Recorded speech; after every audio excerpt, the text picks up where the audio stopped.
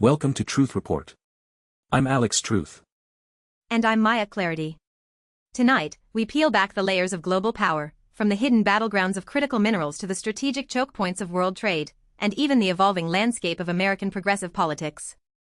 We'll expose the forces shaping our world in 2026, revealing how seemingly disparate events are, in fact, tightly interwoven threads in a fabric of economic competition, resource control, and the relentless pursuit of influence. We'll show you how the race for raw materials impacts your renewable energy choices, how sovereignty is contested in crucial shipping lanes, and how humanitarian crises become bargaining chips in larger geopolitical games. Stay with us as we connect the dots, exposing the true beneficiaries and the often unseen costs of global power struggles. This is Truth Report. Our first story takes us to the heart of economic warfare, where Washington is making a bold move to challenge Beijing's decades-long dominance over the global critical minerals trade. This isn't just about rocks in the ground, it's about the very future of the global high-tech economy. Reporting from the South China Morning Post, we learn that the Trump administration, with Vice President J.D. Vance at the forefront, has rallied over 50 countries and the European Union. They're proposing a landmark framework aimed at loosening China's iron grip on these essential resources. The stakes here are immense. Critical minerals like lithium, cobalt, and rare earths are indispensable for everything from electric vehicles and advanced weaponry to solar panels and our smartphones. China currently controls the vast majority of processing and refining, giving them unparalleled leverage. Vice President Vance himself articulated Washington's objective, stating they are proposing a concrete mechanism to return the global critical minerals market to a healthier, more competitive state. This is a direct acknowledgement of China's current quasi-monopoly. The proposed framework isn't just about finding new mines, it's about diversifying the entire supply chain, from extraction and processing to refining and recycling. This requires massive investment, technological innovation, and, crucially, geopolitical alignment. But let's be clear, Maya, while framed as promoting healthier competition, this is a strategic move to directly undercut China's economic and technological power. It's a resource-driven proxy war, played out in boardrooms and diplomatic chambers rather than on battlefields. Absolutely, Alex. The immediate beneficiaries are undoubtedly the United States and its allies, who seek to secure their supply chains and reduce their vulnerability to Chinese geopolitical pressure. It's about ensuring future economic and military superiority. For China, this initiative represents a significant challenge to a strategic advantage they've meticulously built over decades. Losing control of critical mineral supply could slow their own technological advancements and weaken their economic leverage globally. However, we must question the true cost. Will this push for diversification lead to ethical sourcing and environmental sustainability? Or will it merely shift the burden of environmentally destructive mining practices to other, less regulated nations? The phrase healthier market can obscure harsh realities. Indeed. The broader power structure at play is nothing less than a global economic realignment. Washington is attempting to build an alternative economic bloc, centered on resource security, effectively drawing new lines in the sand for global trade and technological development. This framework is a direct challenge to China's Belt and Road Initiative, which has secured many of these very resources for Beijing. It's a clear declaration: the U.S. is no longer content to let China dictate the terms of the global high-tech economy. From the high-stakes world of critical minerals, we turn to the consumer market, where the promise of green technology is increasingly becoming a reality for homeowners. Electrek reports on the launch of the Anker SOLIX E10 smart hybrid whole-home backup system. This system, alongside new e-bikes from Velotric and Segway, is hitting the market with significant launch savings, promising energy independence and a greener lifestyle. On the surface, it's an exciting leap forward for sustainable living.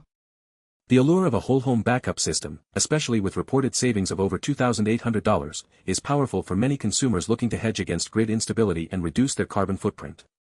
It taps into a desire for both security and environmental responsibility. These products represent the tangible manifestation of the green revolution for the average person.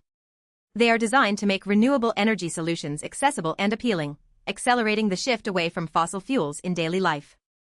But let's connect the dots, Maya.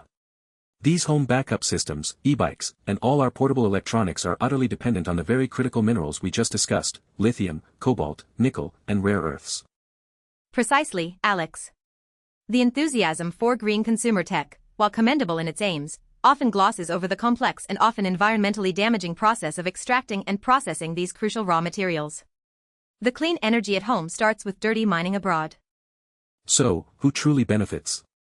Clearly, companies like Anker, Velotric, and Segway are poised to reap significant profits from this booming market. Consumers who can afford these systems benefit from energy resilience and potentially lower long-term utility costs. But who loses? Often, it's the communities in countries like the Democratic Republic of Congo or Chile, where these critical minerals are extracted, facing environmental degradation, human rights abuses, and precarious labor conditions, all to fuel our green consumption. The true cost isn't just the price tag, it's the externalized environmental and social impacts that don't appear on the receipt. We're seeing a fundamental disconnect between the marketed vision of clean energy and the raw, often brutal reality of its supply chain. This phenomenon highlights a broader power structure where corporate profits and consumer demand drive innovation, but the global south often bears the brunt of the environmental and social costs. It's a form of technological colonialism, masked by eco-friendly branding.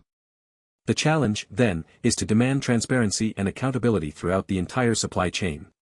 Otherwise, the green revolution risks becoming just another way to perpetuate resource exploitation under a different banner. Now, we shift our focus to a profoundly human story, yet one steeped in geopolitical power dynamics. Al Jazeera reports on the partial reopening of the Rafah crossing, a vital lifeline for Palestinians in Gaza. The images are powerful, emotional homecomings as families reunite, a moment of profound relief for many separated by conflict and stringent border controls. Yet, the report also speaks of mixed sentiments, hinting at a deeper, more complex reality. The term partial reopening is critical, Alex. It signifies that control remains firmly in the hands of external powers. This isn't a return to freedom of movement, it's a controlled, limited easing of restrictions, a gesture whose terms are dictated by others. For Palestinians, the Rafah crossing isn't just a border, it's often their only gateway to the outside world, for medical treatment, education, or simply to visit family. Its closure or controlled opening has immense humanitarian consequences. The mixed emotions undoubtedly stem from the precariousness of the situation. While families are reunited, the underlying conditions of siege and control over Gaza persist. This partial opening is a temporary reprieve, not a fundamental shift in their circumstances. It underscores how humanitarian access itself has become a tool of political leverage in the ongoing conflict. The ability to open or close borders, to permit or deny movement, is a powerful instrument wielded by those in control. So, who benefits from this partial reopening? On a human level, the Palestinian families reunited certainly do. On a political level, it can serve to alleviate international pressure on the powers controlling the border, presenting an image of humanitarian concern. But who loses? The Palestinian population as a whole remains subjected to a system of control that dictates their lives, their access to resources, and their freedom. This partial opening doesn't grant true sovereignty or self-determination.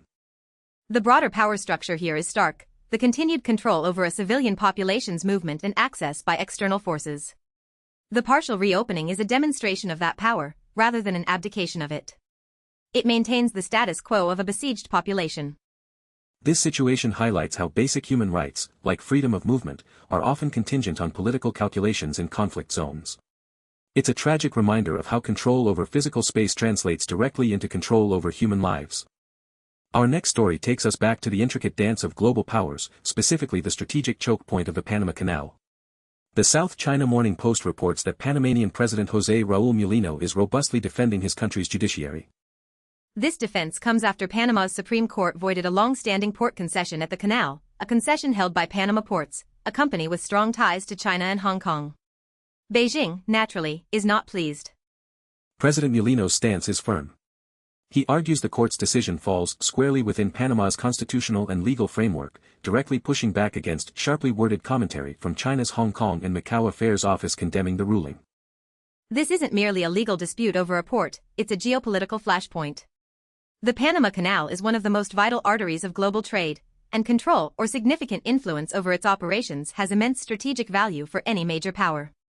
China's long-term presence through Panama ports, part of its broader Belt and Road Initiative, gave Beijing a strategic foothold in a region historically dominated by U.S. influence. This court ruling abruptly challenges that established presence. The question arises, is Panama truly acting solely out of judicial independence, or are there other geopolitical currents influencing this decision? The timing and the strong pushback from China suggest a larger game is afoot. The clear beneficiary here, at least immediately, is Panama itself, asserting national sovereignty over a critical national asset and potentially renegotiating terms more favorable to its own interests. This could also be seen as Panama re-evaluating its allegiances. For China, this is a significant setback.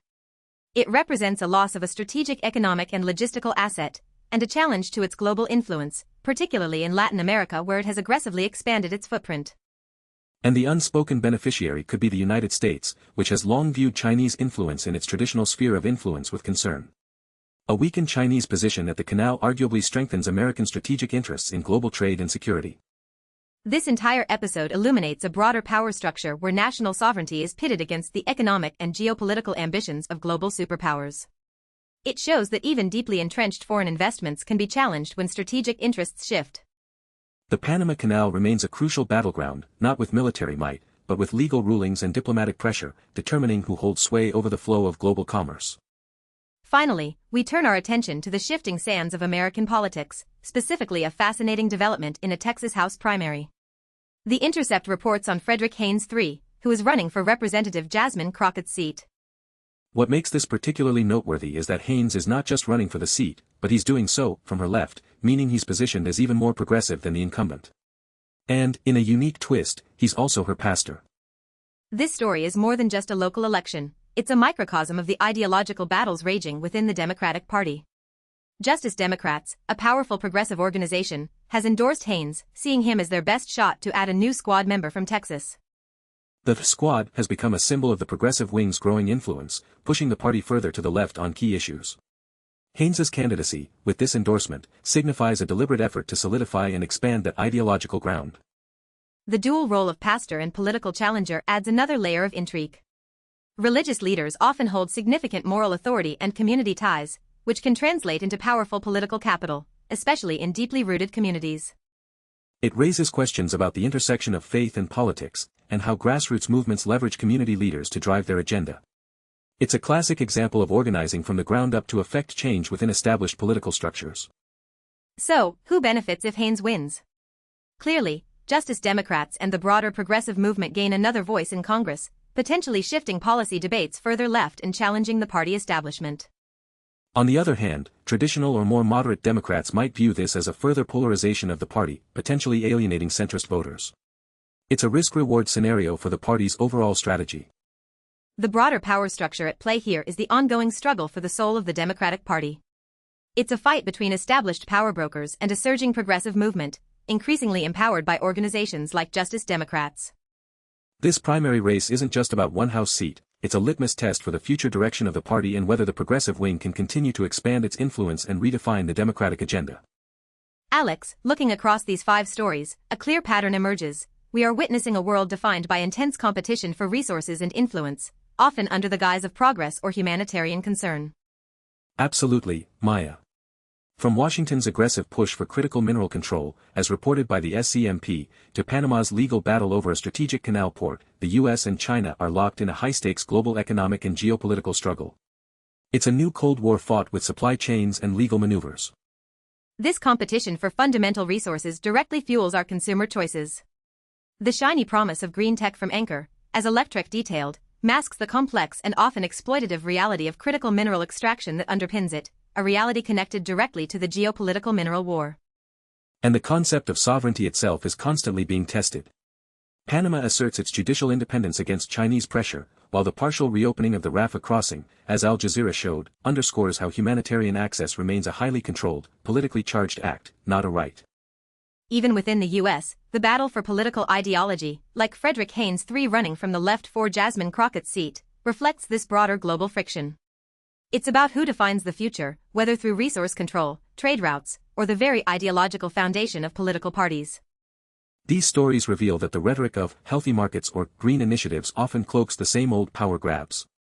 We need to look beyond the headlines to see who is truly benefiting and who is bearing the often hidden costs in this intricate web of global power. The truth is rarely simple, and its real cost often borne by those furthest from the centers of power. It demands our unwavering scrutiny. The forces shaping our world are complex, interconnected, and relentlessly driven by power and profit. It's our job to keep these forces in the light. We encourage you to dig deeper, question the narratives, and demand transparency from both governments and corporations. Your awareness is the first step towards accountability. For Truth Report, I'm Alex Truth. And I'm Maya Clarity. Good night.